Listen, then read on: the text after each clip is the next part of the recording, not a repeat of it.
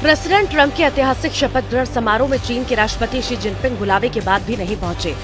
Invitation के बावजूद Jinping के ना जाने के गंभीर मायने निकाले जा रहे हैं। ताइवान पर अमेरिका के रुख से खफा शी जिनपिंग नया वॉर फ्रंट एक्टिव कर सकते हैं। वहीं किम जोंग उन ने भी ट्रंप को शपथ लेने के दिन ही टेंशन दे दी है। ट्रंप ने इजराइल हमास समझौता करवाया। ट्रंप यूक्रेन रूस को भी युद्ध खत्म करने के लिए मना रहे हैं। ट्रंप ने ईरान पर चाबुक चलाने का प्लान बना लिया। ट्रंप ने तुर्की को हद में रहने की बाउंड्री बना दी है। ट्रंप सभी प्रॉब्लम्स का सॉल्यूशन तलाशने का दावा कर रहे हैं, सिवाय एक टेंशन के। ये टेंशन है ड्रैगन यानी विस्तारवादी चीन। क्या प्रेसिडेंट ट्रंप दूसरी पारी में चीन से पुरानी खुन्नस निकाल पाएंगे? क्या ट्रंप ताइवान को सुरक्षा की गारंटी देने जा रहे हैं? क्या ट्रंप की सेकेंड इनिंग जिनपिंग पर भारी पड़ने वाली है? वॉशिंगटन डीसी के पेनसिल्वेनिया एवेन्यू पर विश्व बिरादरी की निगाहें टिकी है। प्रेसिडेंट ट्रंप शपथ लेने के साथ ही एक्शन में आ गए हैं।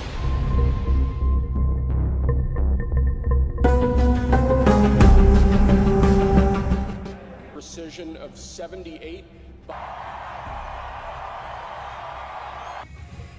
ताबड़तोड़ फैसले उन्होंने सुना दिए हैं। कई ऐसे मसले हैं जिन्हें ट्रंप ने चुनाव जीतने के बाद से टॉप प्रायोरिटी पर रखा है। अब उनके निपटारे का टाइम भी आ गया है। ट्रंप की विश लिस्ट में सबसे पहले इजराइल बंधक संकट का खात्मा था, जिसमें उन्हें कामयाबी मिल गई। मगर ट्रंप के लिए सबसे बड़ी मुसीबत जो है उसकी काट वो तलाश पाए है, इस पर सस्पेंस है। इस मुसीबत का नाम है चीन।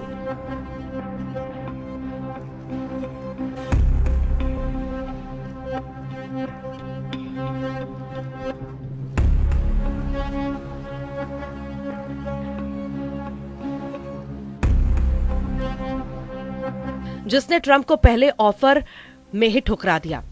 ट्रंप ने बड़े अरमान से चीन के राष्ट्रपति शी जिनपिंग को अपने शपथ ग्रहण में न्योता दिया था, लेकिन चाइनीज प्रेसिडेंट ने ट्रंप के बुलावे पर भी शपथ ग्रहण समारोह से दूनी बना ली।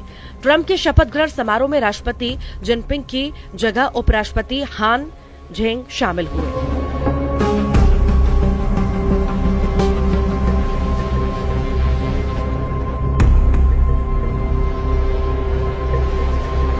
ट्रंप ने चीन पर नरमी बरती। चुनाव जीतने के बाद उन्होंने जिनपिंग से फोन पर बात की। अपनी ओथ सेरेमनी में धूम धड़ाके के साथ न्योता भी भेजा, लेकिन ड्रैगन ने उन्हें पहले ही मौके पर जोर का झटका देकर क्लियर कर दिया कि चीन पुराने स्टैंड पर है।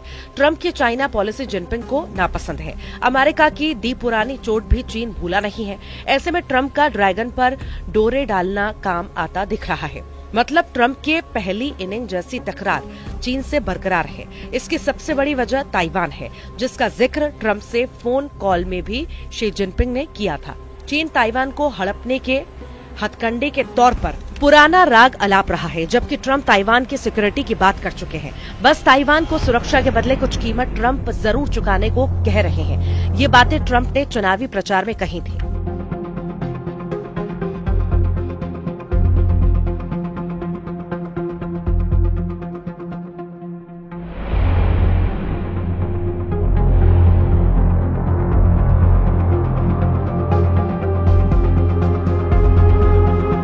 प्रेसिडेंट ट्रंप की चाइना पॉलिसी में ताइवान सबसे बड़ा फैक्टर है।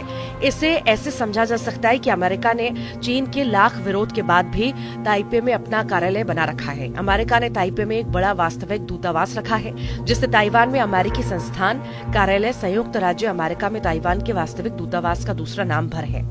ऐसा इसीलिए क्योंकि अमेरिका ने ताइवान को एक देश के रूप में मान्यता नहीं दी है। ऐसे में अमेरिका वहां आधिकारिक रूप से दूतावास नहीं खोल सकता, लेकिन अपनी जरूरतों को पूरा करने के लिए आर्थिक और सांस्कृतिक कार्यालय खोलकर सुपर पावर ने चीन को सीधा चैलेंज दे रखा है। साल 2016 में चुनाव जीतने के बाद ट्रंप ने पहला फोन कॉल ताइवान की तत्कालीन राष्ट्रपति साई इंग वेन को लगाया था, जिससे चीन बेहद नाराज हुआ।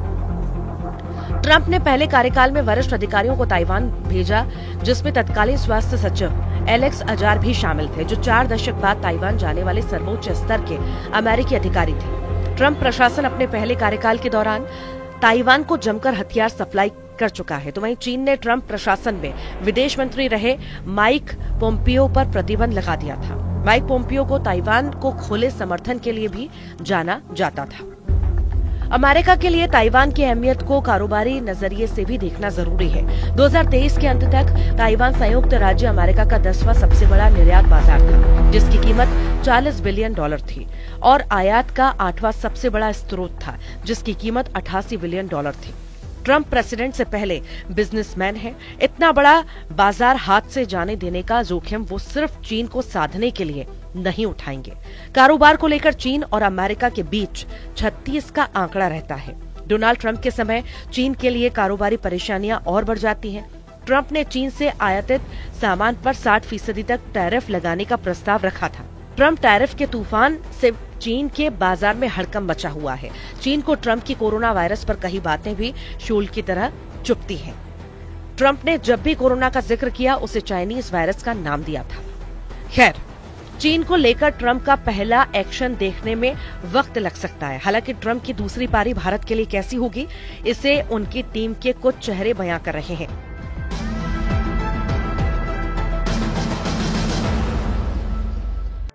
अमेरिका के 47वें राष्ट्रपति के रूप में ट्रंप ने जो टीम बनाई है उसमें भारतवंशियों का डंका बज रहा है। ट्रंप ने 5 भारतवंशियों को अपनी टीम में अहम पद दिए हैं। जिन 5 भारतीय अमेरिकियों को ट्रंप सरकार में खास जिम्मेदारी दी गई है, उनमें श्रीराम कृष्णन को व्हाइट हाउस के लिए सीनियर AI पॉलिसी एडवाइजर के रूप में चुना गया है। ट्रंप की टीम में भारतीय अमेरिकी डॉक्टर जय भट्टाचार्य को नेशनल इंस्टीट्यूट ऑफ हेल्थ का डायरेक्टर बनाया गया है। भारतीय अमेरिकी वकील हरमीत ढिल्लों को अमेरिका के US डिपार्टमेंट ऑफ जस्टिस में नागरिक अधिकारी की सहायक अटॉर्नी जनरल के रूप में नामित किया गया है। भारतीय अमेरिकी कश्यप काश पटेल को फेडरल ब्यूरो ऑफ इन्वेस्टिगेशन का निदेशक चुना गया है। राष्ट्रपति पद के पूर्व उम्मीदवार रहे विवेक रामास्वामी एलॉन मस्क के 7 नए प्रस्तावित डिपार्टमेंट ऑफ गवर्नमेंट एफिशिएंसी का नेतृत्व करेंगे। ट्रंप की टीम में भारतवंशियों का दबदबा कायम है। ट्रंप ने चीन की विस्तारवादी हरकतों पर हमेशा निशाना साधा है। LAC पर चीन की करतूतों पर ट्रंप ने लगाम लगाने की धमकी भी दी थी।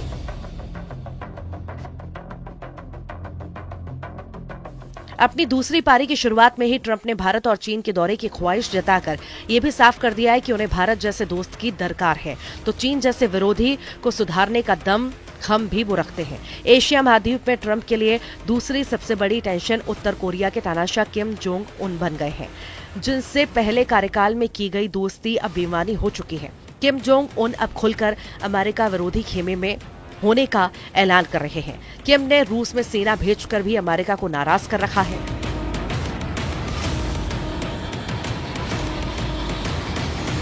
ट्रंप ने दूसरे कार्यकाल में किम जोंग उन से दोस्ती या दुश्मनी की बात तक नहीं शुरू की है। वहीं किम जोंग उन आए दिन अमेरिका को बर्बाद कर डालने की धमकी देते हैं।